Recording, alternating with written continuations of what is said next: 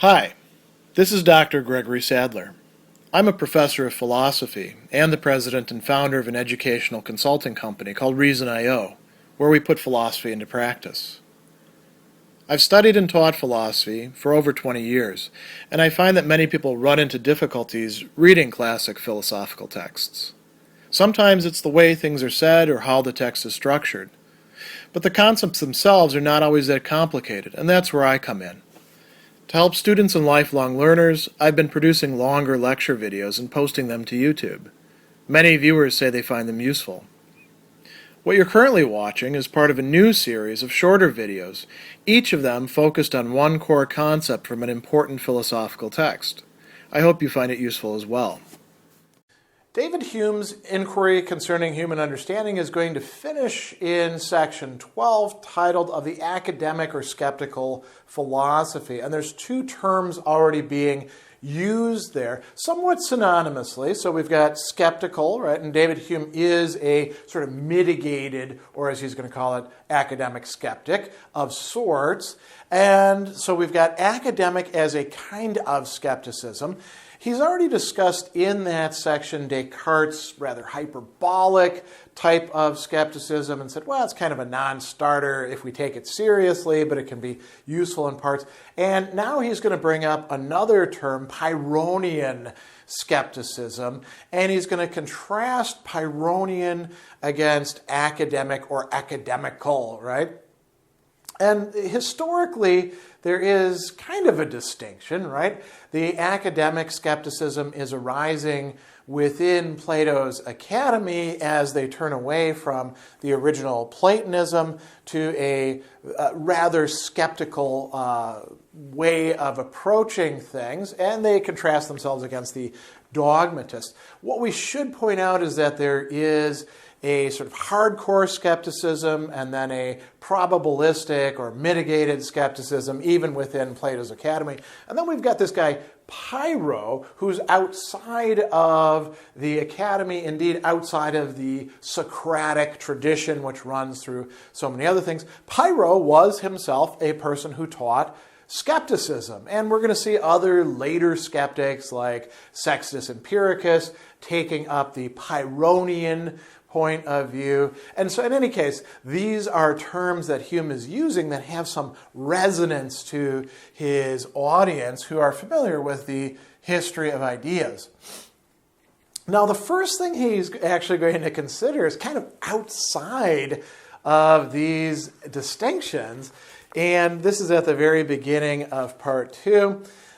He is going to talk about this chief objection against all abstract reasonings derived from the ideas of space and time. And so he says, these are ideas which in common life and to a careless view are very clear and intelligible, right? So we're used to working in space and time. We don't even need to really think about it, like I'm moving in space and existing in time right now. But there's some things that are going to arise from philosophizing or applying reason to thinking about these sorts of matters. He says, when they pass through the scrutiny of the profound sciences, and they're the chief object of these sciences, they afford principles which seem full of absurdity and contradiction. So what sciences is he talking about? Arithmetic, geometry. He's also thinking perhaps about physics to some degree, insofar as it's working from ideas abstracted away from the reality of space and time that we experience. So he goes on and he talks about geometricians and metaphysicians, right? And he talks about something that really bothers him and quite a few other people of his time. I don't know that we're quite so bothered by this in the present as Hume takes all of his readers to be. But let's see where he goes. So he tells us, no priestly dogmas have ever shocked common sense more than the doctrine of the infinite divisibility of extension. So extension, space, and of course time, things that can be measured with their consequences, a real quantity infinitely less than any finite quantity containing qualities infinitely less than itself, and so on in infinitum, This is an edifice so bold and prodigious, it is too weighty for any pretended demonstration to support, because it shocks the clearest and most natural principles of human reason. And then he says, it gets worse. So how does it get worse? What renders the matter more extraordinary, he tells us, is that these seemingly absurd opinions are supported by a chain of reasoning, the clearest and more natural, nor is it possible to allow the premises without admitting the consequences. And he'll contrast the arguments about the infinite divisibility of space and time, which, by the way, the integral calculus, which people are now using a lot, invented both by Newton and by Leibniz, it's been around for a while, and people are instrumentalizing it, but the theory of it is, from Hume's perspective, kind of hinky. So you've got that sort of stuff over here, and then we've got all these other reasonings about geometric matters, right? That seem perfectly clear. As a matter of fact, geometry and math for a very long time were used as like the examples of things that are, as what Hume is going to call relations of ideas, and we can definitely know about them because they're essentially abstractions. Now, they kind of come together, as he says, if we think about a case like this. How can we deny that the angle of contact between a circle and its tangent, a line that's actually hitting it, is infinitely less than any rectilineal angle that, as you may increase the diameter of the circle in infinitum, this angle of contact becomes still less, and the angle of contact between other curves and their tangents may be infinitely less, so on in infinitum, right? And he says the demonstration of these principles, so using reason to demonstrate it, seems as unexceptionable as that which proves three angles of a triangle to be equal to two right ones, even though the latter opinion be natural and easy, the other big with contradiction and absurdity. So he tells us that reason itself is thrown into a kind of amazement, and he says, we can do this as well with time. An infinite number of real parts of time pass in succession, exhausted one after another, appears so evident a contradiction that we wouldn't want to admit it. And yet, we're stuck with these. He says, how any clear, distinct idea can contain circumstances contradictory to itself or to any other clear, distinct idea is incomprehensible, and is perhaps as absurd a proposition as can be formed. And then he says, okay, so this actually gets us kind of off the hook. The skepticism itself is skeptical. We can't even make sense out of that. He says nothing can be more skeptical or full of doubt and hesitation than this skepticism itself, which arises from the paradoxical conclusions of geometry or the science of quality. And that's all he's going to say about that. So skepticism, if we're engaging in reasoning about these matters, infinite divisibility of space and time or extension, we're going to arrive in a kind of skepticism, but then we can also be skeptical of that very skepticism and how we wound up there. So we're going to put that aside. What about what he calls moral evidence? Or rather, when we see the word moral, we tend to think in terms of ethics. This is broader. Any matter of fact, anything that involves experience. He says that we can divide the skeptical objections to moral evidence or the reasonings concerning matter of fact into two types, popular and philosophical. So the popular objections, he says, these come from the natural weakness of the human understanding, contradictory opinions which have been entertained in different ages and nations, variations of our judgment in sickness and health, youth and old age, prosperity and adversity, the perpetual contradiction of each particular man's opinions and sentiments, with many other topics of that kind. So this is sort of like the standard, take or fodder of skepticism throughout the ages, right?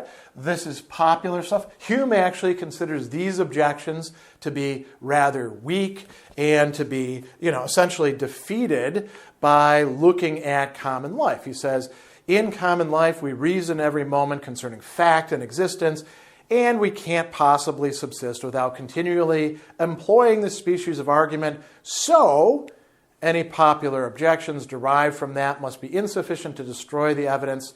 The great subverter of Pyrrhonism, he's saying here, or the excessive principles of skepticism, is action, employment, and the occupations of common life. We can pretend to be skeptical, but we can't really be skeptical because we do things. And that skepticism, in this Pyrrhonian sense, goes out the window once we're actually engaged in things.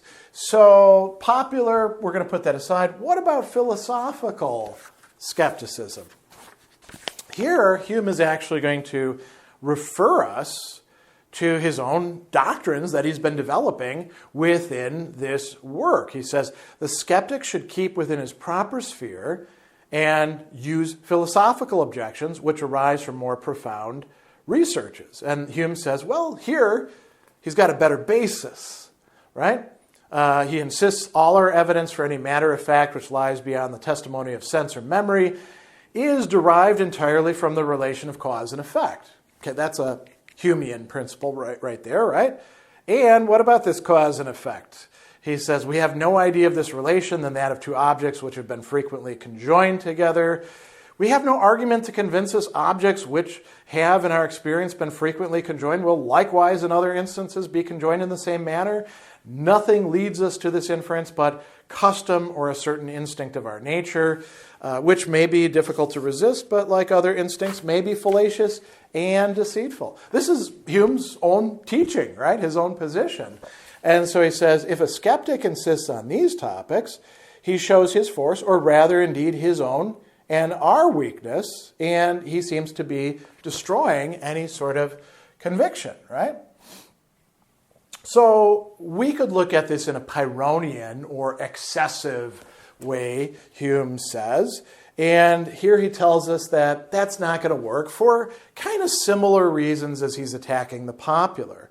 He says that no durable good can ever result from it while it remains in its full force and vigor. What does that mean? So we can think of philosophical doctrines as serving some sort of purpose, and we can actually ask, as he does here, what his meaning is, what he proposes by all these curious researches. What is the skeptic really after?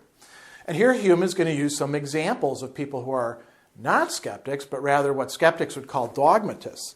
So a Copernican or Ptolemaic, this is in astronomy. Each of them has their own way of looking at it. Big controversy in the early modern age, right? Both of them want to figure things out about how the heavens work, right? He hopes to produce a conviction which will remain constant and durable with his audience. In moral life, a Stoic or Epicurean displays principles which may not only be durable, but also have an effect on conduct and behavior. They tell us how we ought to live. They give us guidance in the activities of what Hume is calling common life. What about a Pyrrhonian? Hume says, a Pyrrhonian cannot expect his philosophy will have any constant influence on the mind, or if it had, its influence would be beneficial to society. On the contrary, he must acknowledge, if he will acknowledge anything, all human life must perish if his principles universally and steadily were to prevail. All discourse, all action would immediately cease, and men remain in a total lethargy till the necessities of nature put an end to their miserable existence. I mean, that's one way of thinking about it. We could also think about Pyrrho himself, who, according to the stories about him, had to have handlers because he would walk off a cliff otherwise, saying, well, I don't know if I'm going to die if I walk off this cliff. So, on the one hand, we could be like total inaction, or we could have arbitrary and unfounded and dangerous action as well. Now, he does say, though, Pyrrhonian skepticism, it can hold for a little while. It can throw oneself and others into a kind of temporary confusion, but it's not lasting. So that kind of skepticism is too much. It defeats itself. Hume is actually against Pyrrhonian skepticism. What about what he's calling mitigated or academical skepticism, Well, Hume is actually a fan of that, right? And it's interesting, too, because he says at a later point, this is a small tincture of Pyrrhonism. So it's not as if there's like a dividing line, academic or mitigated skepticism on this side, Pyrrhonian skepticism on this side. It's really more of a continuum, right? You have, going too far, Pyrrhonian skepticism. You can have a tincture of it. So it's a tincture of that very same excessive skepticism. So what can we do with that? He tells us this can actually be quite helpful for two main reasons. So he says that there's, the majority of humankind are affirmative and dogmatical in their opinions, and they throw themselves precipitately into the principles to which they're inclined, and they don't have any indulgence for those who entertain opposite sentiments. They're sort of arbitrarily committed to things, and they think that they know more than they do. And this is where skepticism can actually be quite valuable. It erodes that. He says, could such dogmatical reasoners become sensible of the strange infirmities of human understanding, right?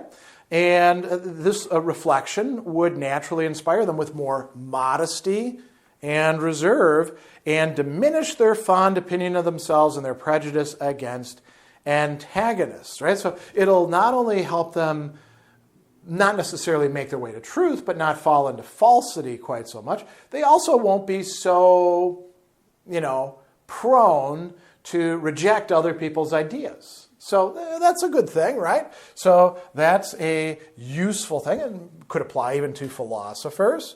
And then Hume goes on further and says that there's another species of mitigated skepticism which may be of advantage to mankind and which may be the natural result of the Pyrrhonian doubts and scruples, the limitation of our inquiries to such subjects as are best adapted to the narrow capacity of the human understanding. So we restrict ourselves in our studies, in our arguments, in our inquiries, to what it is that we actually can make some genuine progress in. That is the ordinary course of human life. He says the imagination of a human being is naturally sublime, running without control into the most distant parts of space and time in order to avoid the objects which custom has rendered too familiar to it. Let's not do that.